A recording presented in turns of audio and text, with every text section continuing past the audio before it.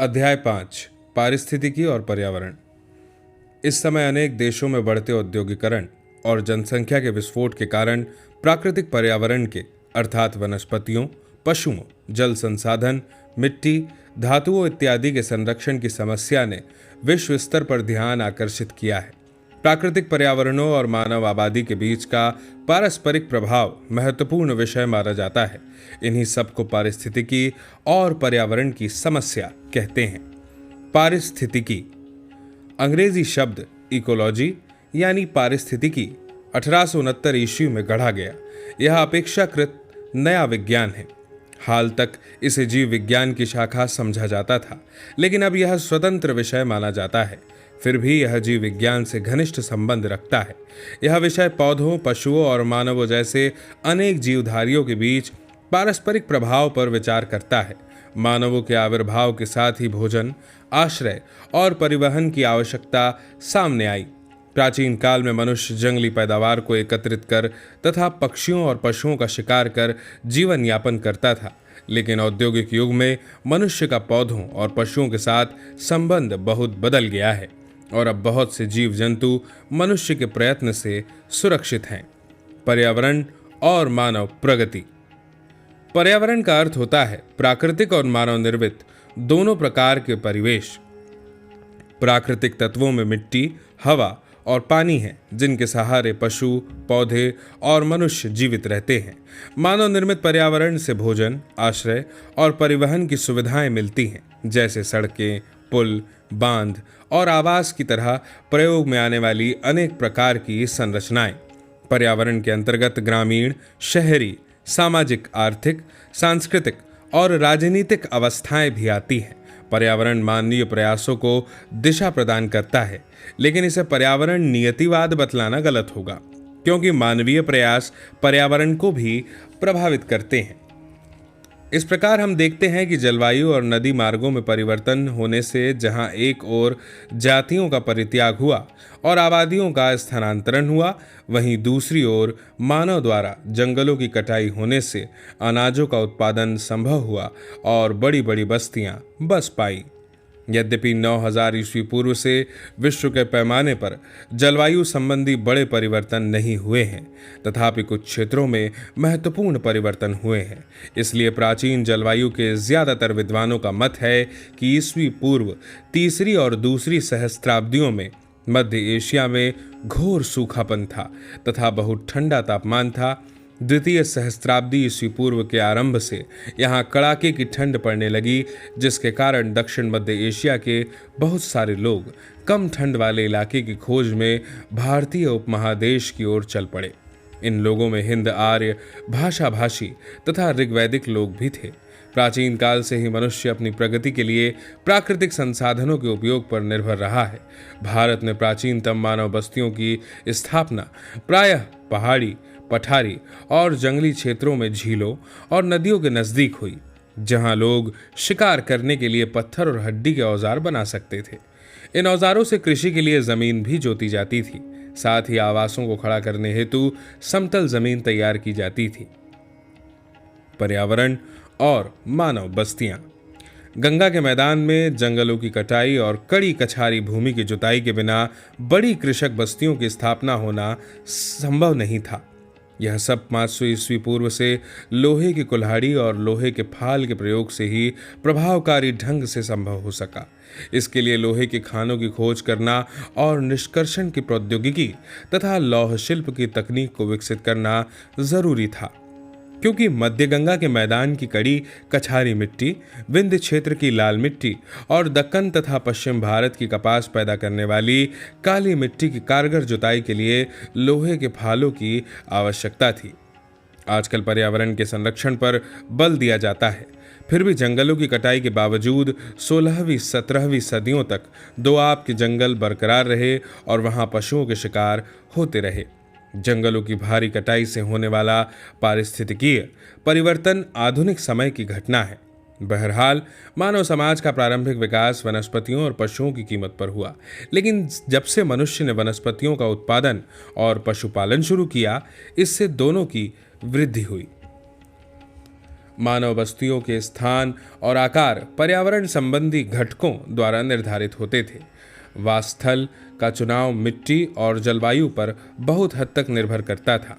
अनुकूल वर्षा वाले क्षेत्र, जहां नदियां, झीलें, जंगल, पहाड़ियां, धातुएं और उपजाऊ मिट्टियां होती थी, लोगों को बसने के लिए आकर्षित करते थे। इसके विपरीत जल संसाधन रहित शुष्क मरुस्थल लोगों को वहां बसने से हतोत्साह करते थे। इस प्रकार गंगा के मैदान मानव बस्ती के आकर्षक क्षेत्र बन गए। इनमें 500 ईस्वी पूर्व के बाद के काल में बहुसंख्यक और इसके पहले बहुत कम बस्तियां दिखती हैं। उसी काल में दोआब और मध्य गंगा के मैदानों में बहुत से नगर मिलते हैं। सड़कों और रेल मार्गों की तरह नदियां परिवहन के मार्ग में बनी। इनकी बाढ़ें जंगली तटों को साफ कर देती थी और वहां फिर से जंगलों को उगने से रोकती थी। इसके अतिरिक्त वे कृषकों के लिए न सिर्फ भूमि तैयार करती थी, बल्कि उस भूमि की सिंचाई भी करती थी। लगभग 2500 ईस्वी पूर्व में नदियों के मार्गों में दिशा परिवर्तन होने से मानव बस्तियों पर प्रभाव पड़ा। घग्गर हकरा की समरूपा नदी सरस्वती, यमुना और सतलज से मिल गई और इन तीनों ने मिलकर हड़प्पा संस्कृति के विकास में योगदान दिया। लेकिन 1700 ईस्वी पूर्व में सतलज और संभवतः यमुना पूरब की ओर बढ़ गई। इसका हड़प्पा संस्कृति की बस्तियों पर प्रतिकूल प्रभाव पड़ा। नदियों के संगम प्रारंभिक मानव बस्तियों के रूप में उभरे। नदियों के संगम ने जंगलों का प्रभावी ढंग से सफाया किया और मनुष्य के बसने में सहायता की। यह भारत के प्रथम महानगर पाटलिपुत्र के विषय में कहा जा सकता है। पाटलिपुत्र गंगा और सोन के संगम पर स्थित था। उत्तर में गंडक और घाघरा नदियां गंगा से मिलती थीं और पुनपुन नदी दक्षिण में मिलती थी। ये संगम स्थल शहर से ज्यादा दूर नहीं थे। 3 दिशाओं में नदियों की उपस्थिति ने पाटलिपुत्र को प्रायः जल दुर्ग बना दिया और इसे महान राजधानी बनने का गौरव भी प्राप्त हुआ। यद्यपि पाटलिपुत्र गंगा और सोन के संगम पर अवस्थित था, तथापि सोन नदी बाद में पश्चिम की ओर खिसक गई। प्रागैतिहासिक काल में पाटलिपुत्र से उत्तर गंगा तट पर स्थित चिरांद महत्वपूर्ण हो गया, क्योंकि यह वास्तव में गंगा और घाघरा के संगम पर अवस्थित था। ऐसा लगता है कि इसके आसपास के क्षेत्र में जंगल थे। इसका संकेत चिरांद में प्राप्त नवपाषाण युगीन उपकरणों से मिलता है। इनमें अधिकांश हरिण की सींगों के बने हैं, जिससे संकेत मिलता है कि निकटवर्ती जंगल में हरिणों का शिकार होता था। यद्यपि वास के लिए नदियों के निकट के क्षेत्रों को तरजीह दी जाती थी, तथापि लोग झीलों और तालाबों के निकट भी बसते थे। हमें इस तरह के स्थल दूसरी सहस्त्राब्दी ईस्वी पूर्व में पूर्वी उत्तर प्रदेश और उत्तरी बिहार में मिलते हैं। जल स्रोतों के पास बसने का रिवाज आज भी बरकरार है। वर्षा और मानवीय प्रयास। अध्याय 4 में वर्षा की मूलभूत प्रासंगिकता की चर्चा है। यहाँ हम वर्षा और मानवीय प्रयासों के बीच के संबंध का परीक्षण कर सकते हैं। यद्यपि हड़प्पा संस्कृति शुष्क अर्ध मरुस्थलीय कटिबंध में पाई गई है, तथापि हड़प्पा संस्कृति के उद्भव और विकास का श्रेय अच्छी वर्षा को ही दिया जाता है। वैज्ञानिकों के अनुसार तीसरी सहस्त्राब्दी ईस्वी पूर्व में हड़प्पा संस्कृति के क्षेत्र में यथेष्ट वर्षा होती थी, लेकिन जैसे जैसे वर्षा की मात्रा में कमी आने लगी, वैसे वैसे हड़प्पा संस्कृति पर उसका प्रतिकूल प्रभाव पड़ने लगा। महाराष्ट्र के इनाम गांव से प्राप्त वनस्पतियों और पशुओं के अवशेषों से 1000 ईस्वी पूर्व में अत्यंत शुष्क अवस्था की शुरुआत का संकेत मिलता है।